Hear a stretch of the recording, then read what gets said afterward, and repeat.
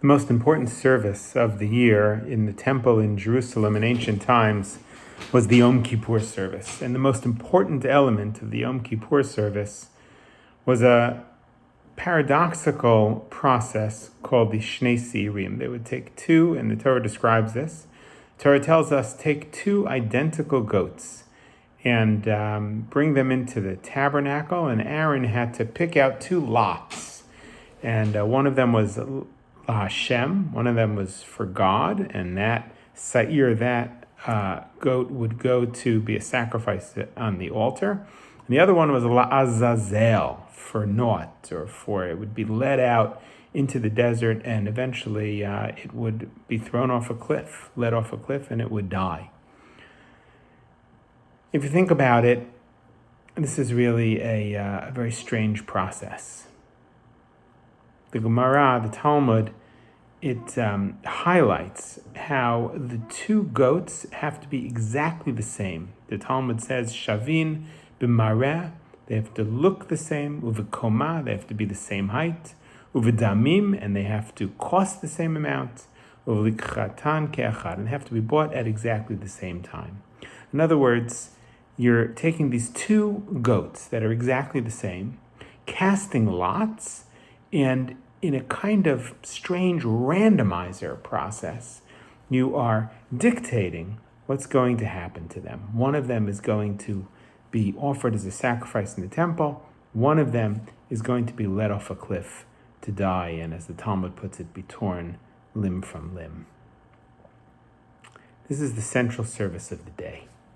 The service almost seems, God forbid, as if it were cynical, as if it were mocking God and the world through this eccentric performance art, as if it's highlighting the banal randomness of good and evil, the meaninglessness of life. Here's this goat, and we're going to draw a lot, and it's going to be thrown off a cliff. And here's another goat, and we're going to draw a lot, and that one is going to be brought on the altar. Completely random.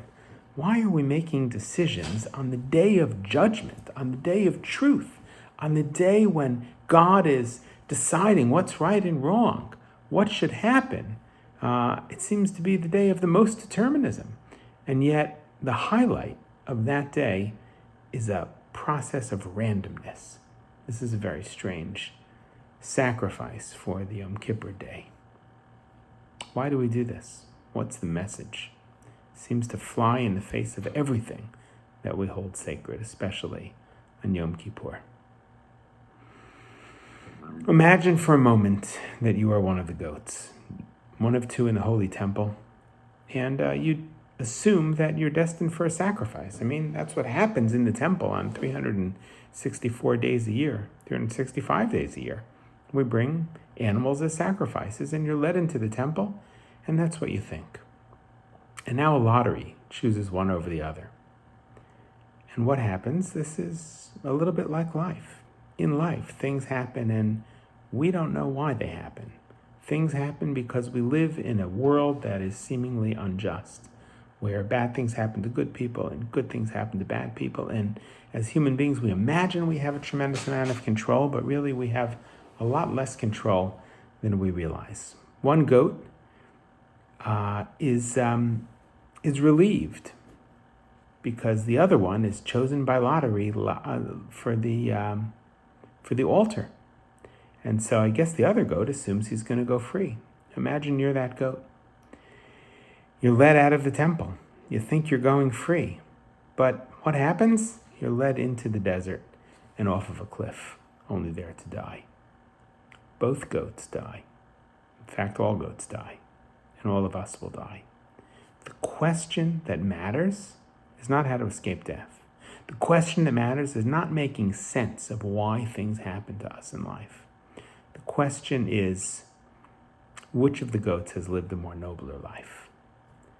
We want sometimes to escape from responsibility. But in this world, we have no control. Our freedom from life or from death is an illusion.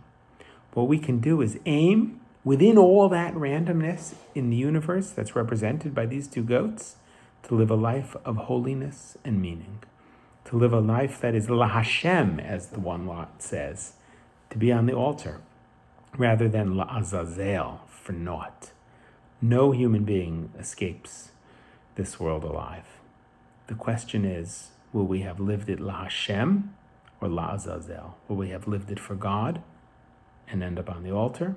Or will we have lived it LaAzazel, for nothing, just at the whim of our own desires and immediate passing things, rather than focusing on that which really matters, which is LaHashem, how to live a life of holiness, how to live a life that in the end, when ours is over, it is like it was a sacrifice on the altar and not just LaAzazel. Yom Kippur this year is a very strange one. We are going to be in situations, some people will be on Zoom, some people will be in small services, some people will be outside. None of it is like we are used to. It feels like all of a sudden, after 100 years, we are thrown into a pandemic, no choosing of our own. How did it happen? Why did it happen? We don't seem to have much control. The lesson of Yom Kippur every year, and I think especially this year, is can we live our life, whether it is in quarantine, whether it is after quarantine? Can we live it as much as possible, LaHashem, for that which is infinitely meaningful, rather than LaAzazel, that which is for naught? I want to wish you a Chag Sameach and a Shana Tova.